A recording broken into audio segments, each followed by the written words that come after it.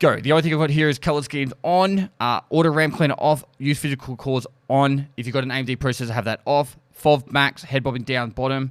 Post graphics, these are all my settings. The only one that you probably, like, I would have these very similar to mine. Have all the bottom stuff off. It just makes the game look heaps better when it's all off. Make sure you have TAA on there, in my opinion. And then also shadows, keep it around 80. 80 is the distance away from you that it actually has.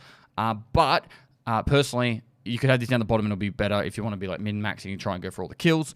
Post FX, these are mine. Take a look, change them however you want, but this is what I found was most comfortable. Sound settings, I've got all these three off. 30 on that interface, max overall. I have my headphones really loud, not healthy loud. Binaural audio on. Controllers, the only thing I've got for the controls that changed is the U key is my discard key.